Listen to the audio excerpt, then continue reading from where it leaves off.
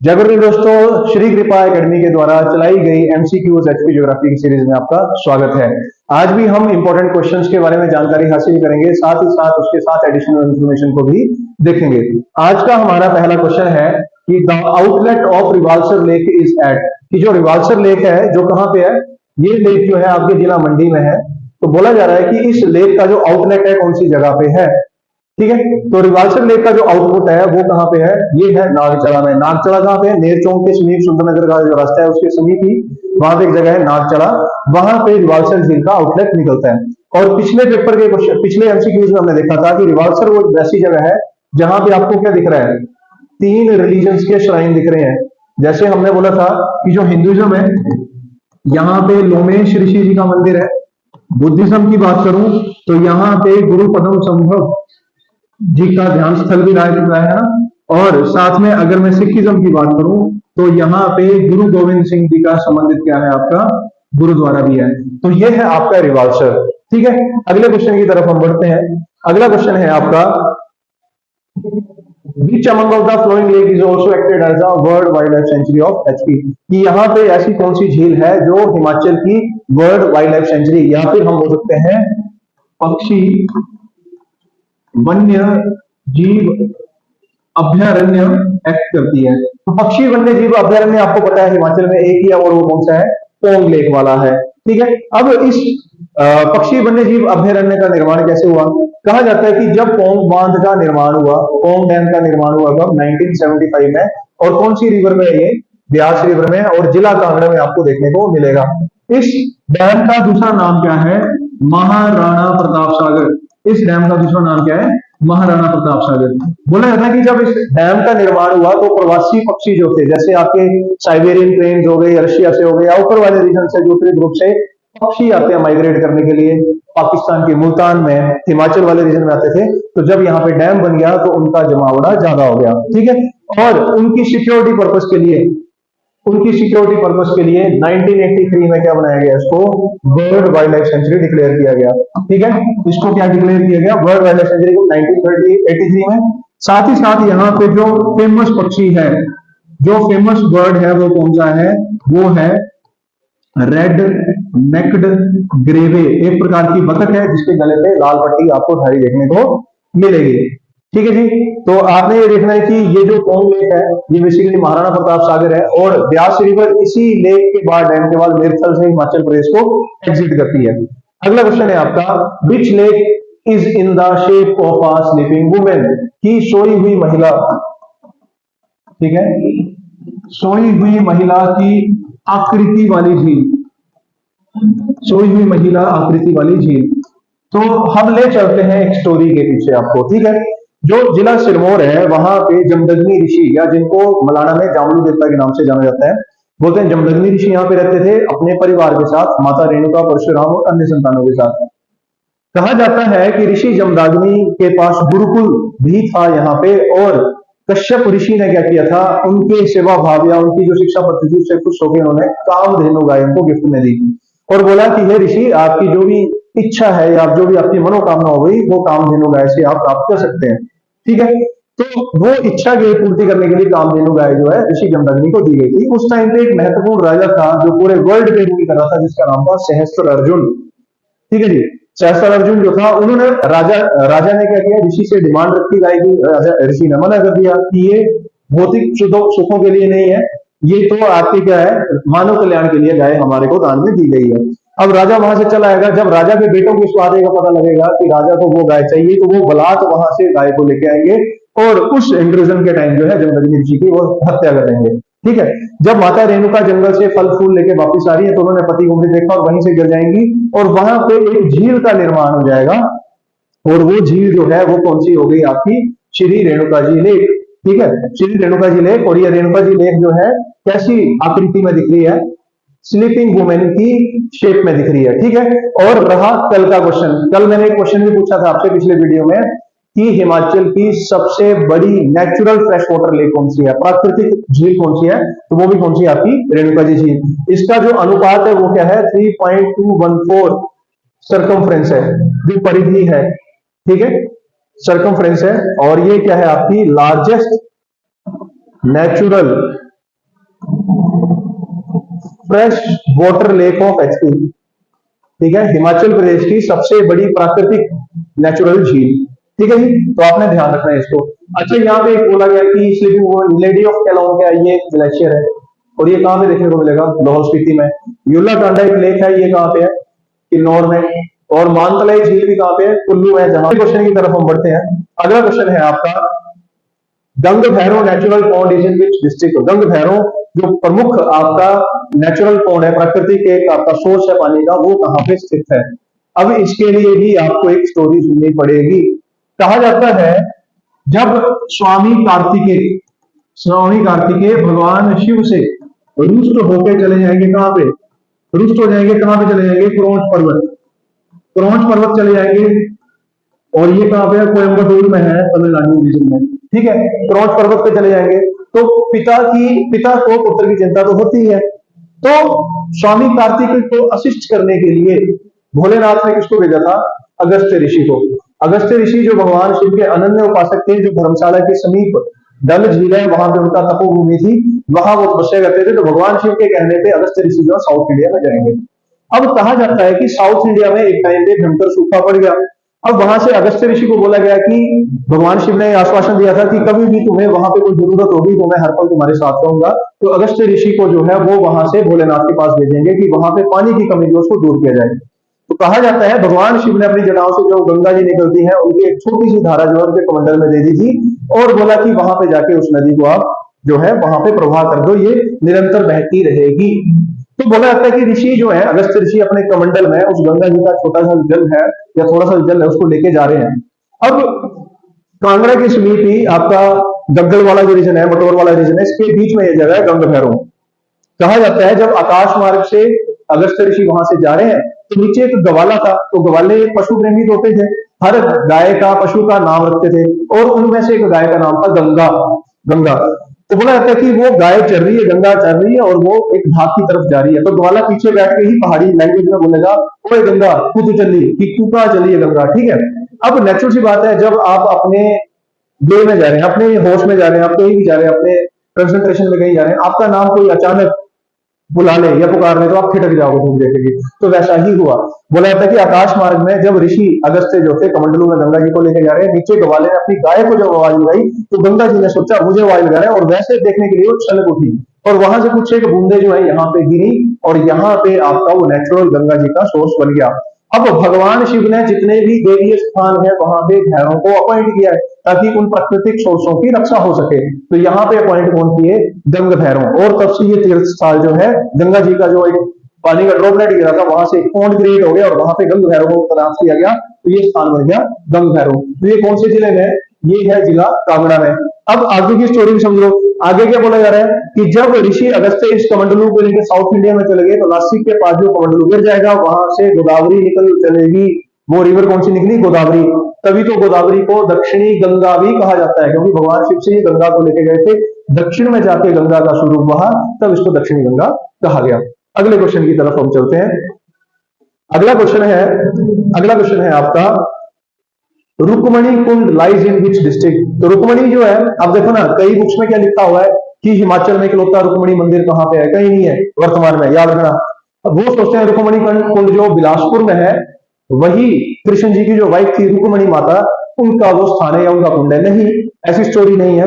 रुक्मणी कुंड के लिए बोला जाता है कि यहाँ पे एक राणा था, उसकी जो पुत्र वधु थी उनका नाम था रुक्मणी, और पानी के सोर्स को फुलफिल करने के लिए उन्होंने क्या किया था, पानी की कमी चली थी, पुत्र वधु की वहां पे बलि दे दी थी, और बाद में एक कुंड क्रिएट हुआ था, तो वहां पे वो रुक्मणी कुंड आपका क्रिएट हुआ। तो ये कहां पे, आपके डिस्ट्रिक्ट बिलासपुर में। वैसे दोस्तों एक इंटरेस्टिंग इंफॉर्मेशन और दे दूं मैं आपको, सुजानपुर में जो मुरली मनोहर मंदिर है, जब उसका निर्माण किया था संसार चंद ने, तो शुरू में वहां पे कृष्ण और रुक्मणी की मूर्ति ही बनाई थी। 1905 के अर्थक्वेक में वो मूर्ति विध्वंस हो गई थी, तो उसके बाद वहां पे राधा जी की मूर्ति स्थापित की गई थी। ठीक है, अगला क्वेश्चन है आपका, Rewa waterfall is in which district. पीछे एचपी बोर्ड सबॉर्डिनेट बोर्ड का एक क्वेश्चन था, पेपर था, उसमें भी ये क्वेश्चन आया हुआ था, रीवा वाटरफॉल। तो जैसा कि हमने पहले वीडियो में देखा था, मोहन शक्ति हेरिटेज पार्क, सोलन का एक पार्क देखा था जिसका नाम था मोहन शक्ति हेरिटेज पार्क, जो असनी खड्ड के राइट साइड पे स्थित है, हमने बात की है। बस उसी पार्क से थोड़ा सा आगे जाके एक वाटरफॉल है जिसका नाम है रीवा, और ये डिस्ट्रिक्ट कौन सा है आपका, सोलन है। ठीक है, रीवा वाटरफॉल कहां पे, आपके डिस्ट्रिक्ट सोलन में। अगला क्वेश्चन है आपका, Saptdhara waterfall lies in which district, Saptdhara waterfall जो है कौन सी जगह पे है। तो सप्तधारा वाटरफॉल चंबा, कांगड़ा, हमीरपुर, बिलासपुर। तो सप्तधारा वाटरफॉल कहां पे है? चंबा में। और चंबा में भी कौन सी जगह पे है? पंजपुरा। ठीक है, पंजपुरा एक स्थान है। जब आप कांगड़ा से चंबा की तरफ जाते हैं तो बीच में बड़ियात वाले रीजन से आगे जाके डलोजी, उसके समीप जो एक क्षेत्र पड़ेगा वहां पे है पंजपुरा। तो पंजपुरा के पास आपको सप्तधारा वाटरफॉल देखने को मिलेगा। इसका एक और इंपॉर्टेंट प्रश्न बनता है यहाँ पे, ये जो पंजपुरा जगह है यहाँ पे मेमोरियल है किसका? सरदार अजीत सिंह जी का। ठीक है, सरदार अजीत सिंह जी का मेमोरियल है। और ये क्या थे? यहाँ पे रेवोल्यूशनरी फाइटर थे ना, क्रांतिकारी थे ये। और थे कौन ये? Chacha of Bhagat Singh, uncle of Bhagat Singh, हमारे शहीद है ना भगत सिंह, उनके चाचा थे सरदार अजीत सिंह। उनके नाम का यहाँ पे स्मारक स्थल बना है, मेमोरियल। कहां पे? पंचकुला में। ठीक है जी, सप्तधारा वाटरफॉल याद रखना। सप्तधार कहा जाएगा तो वो कहलूर का नाम है, बिलासपुर का नाम है। अगला पॉइंट है, which pass is also called as pass with cross road on summit, कि ऐसा कौन सा दर्रा है जिसको चौराहे वाला दर्रा कहा जाता है टॉप मोस्ट पोजीशन पे।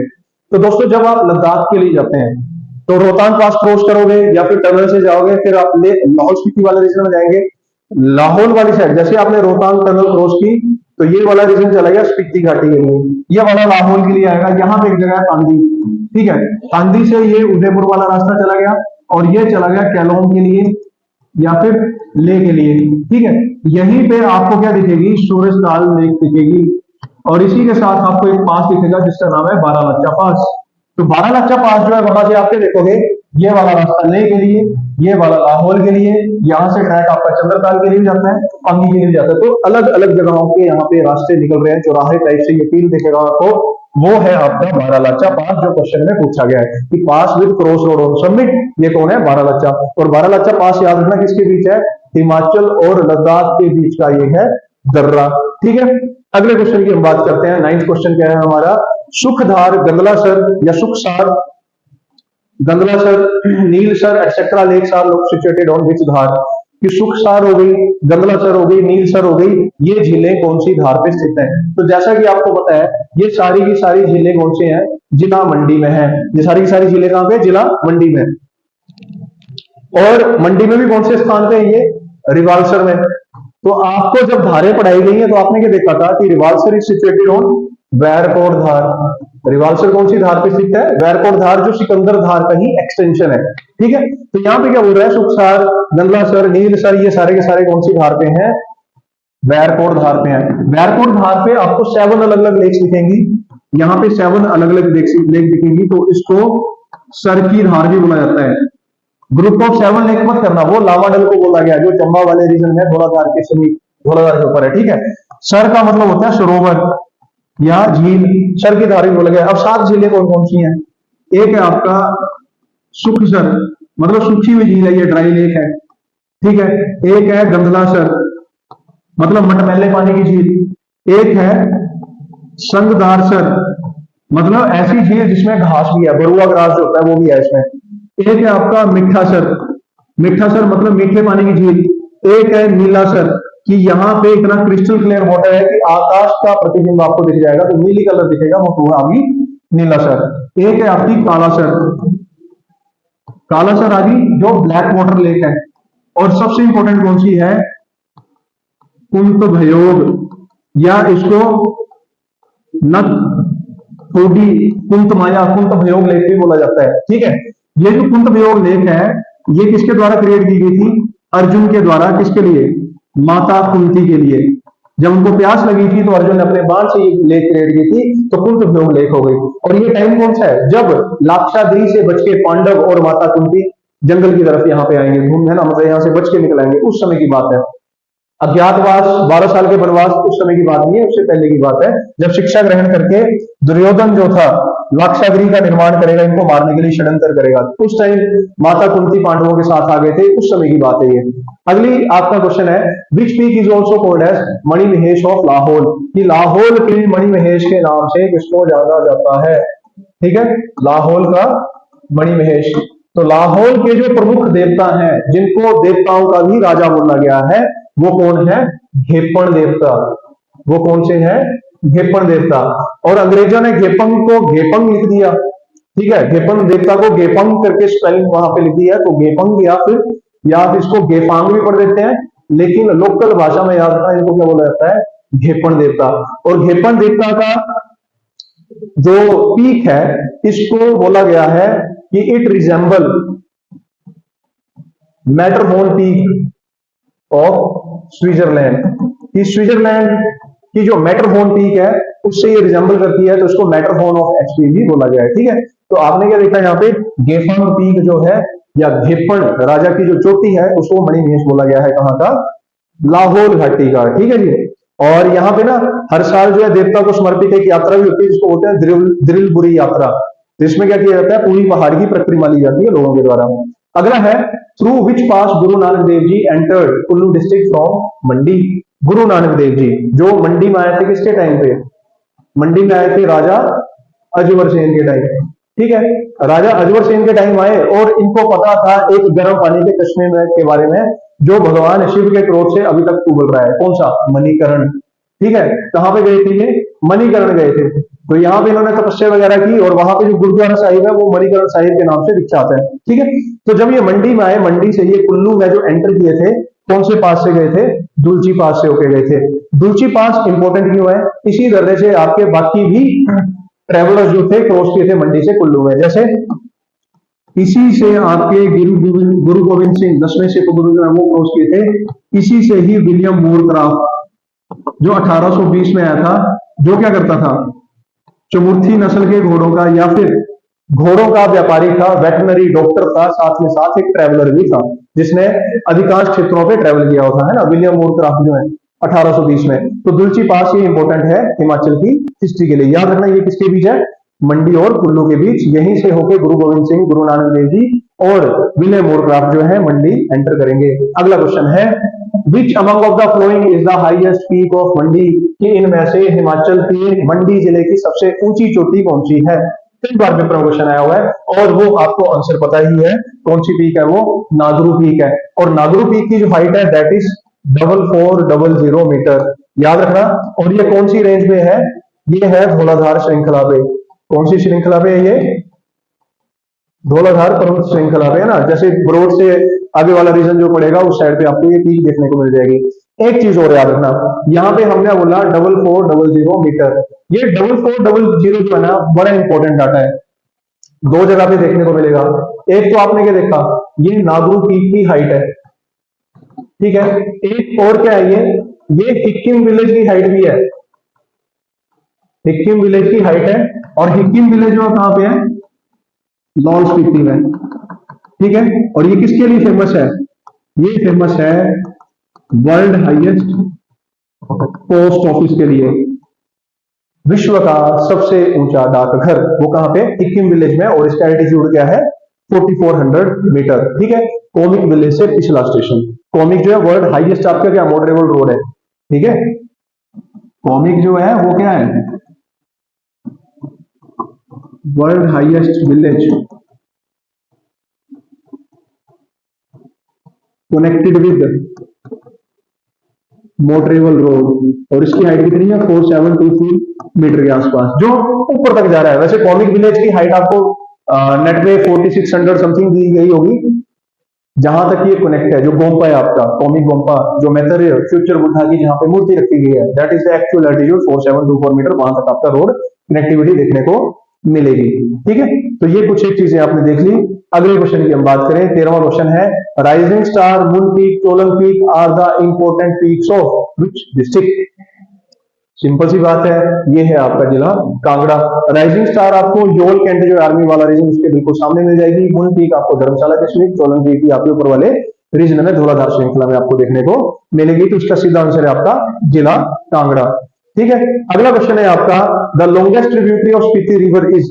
स्पीति नदी की सबसे लंबी सहायक नदी कौन सी है? पहले देख लेते हैं ये रिवर्स कहां कहां मिलती है स्पीति को। पार्चू रिवर की बात की जाए तो ये वर्तमान के तिब्बत से आती है और कहां पे मिलती है? समदो में मिलती है। समदो में मिलती है ये किसके साथ? स्पीति के साथ। सांबा लांबा की बात की जाए तो इसके ओवर इसके ऊपर क्या है, over this river Chichcham bridge, जो एशिया का हाईएस्ट सस्पेंशन ब्रिज भी है आपका, चिच्चम ब्रिज जो है वो सिचुएटेड है सांबा लांबा में, कहां पे, काजा के समीप, किब्बर और चिच्चम विलेज के बीच का, है ना। रोंगटोंग जो है ये नियर, आप बोल सकते हो काजा गेट के पास ये मिलेगी, किसके साथ, स्पीति रिवर के साथ। टिम रिवर की बात करूं तो ये कहां पे मिलेगी, अपोजिट टू धनखर। धनखर जो जगह है, धाक पे बना हुआ किला, जो पुराने टाइम में स्पीति राजाओं की कैपिटल भी रह चुका है, बाद में जेल का काम भी किया और बाद में बौद्ध मठ के रूप में भी डेवलप हुआ। और पांडवों के टाइम पे अज्ञातवास में इन गुफाओं में पांडवों ने निर्माण किया था, वो यहाँ पे रहे थे, जो एविडेंस माने जाते हैं, ठीक है। तो ये कुछ एक ट्रिब्यूटरीज है स्पीति रिवर की। अब क्या बोल रहा है, सबसे लंबी सहायक नदी कौन सी है, तो ये है आपकी पिन नदी, जो धनखर के समीप किसको मिलेगी, स्पीति रिवर के साथ मिलेगी। अगले क्वेश्चन की हम बात करते हैं, Which among of the flowing river is the largest river by volume in Himachal Pradesh. तो अभी तक हिमाचल की आपने क्या देखा, दो तरह का डाटा देखा होगा, एक आपने देखी होगी हिमाचल की लॉन्गेस्ट रिवर, जो आपने देखी थी क्या, सतलज, हिमाचल में इसकी लंबाई कितनी है, 320 किलोमीटर। एक आपने देखी होगी फास्टेस्ट फ्लोइंग रिवर, सबसे तेज गति से बहने वाली नदी हिमाचल की, तो वो कौन सी आपकी, पार्वती रिवर है। अब तीसरा जो प्रश्न यहाँ पे उठ गया है वो कौन सा है, which among the flowing is the largest river by volume in Himachal Pradesh. जल घनत्व की दृष्टि से हिमाचल प्रदेश की सबसे बड़ी नदी कौन सी है, तो वो है आपकी चेनाब रिवर। चेनाब रिवर जो है, जिसे लोकल भाषा में किस नाम से जाना जाता है, चंद्रभागा। दो नदियों के मिलने से तांदी में बनती है चंद्रभागा, चंद्र और भागा, जो चंद्रताल और सूर्यताल से निकलती हैं, ठीक है। तो ये है आपके आज के क्वेश्चन, और लास्ट में आपको है हमारी तरफ से क्वेश्चन, जिसको आपने कमेंट बॉक्स में डालना है।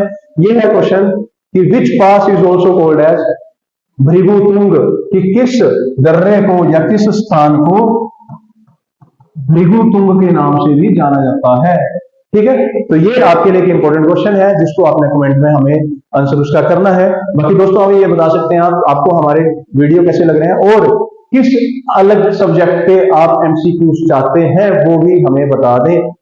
मिले रहिए, जुड़े रहिए। जय गुरुदेव।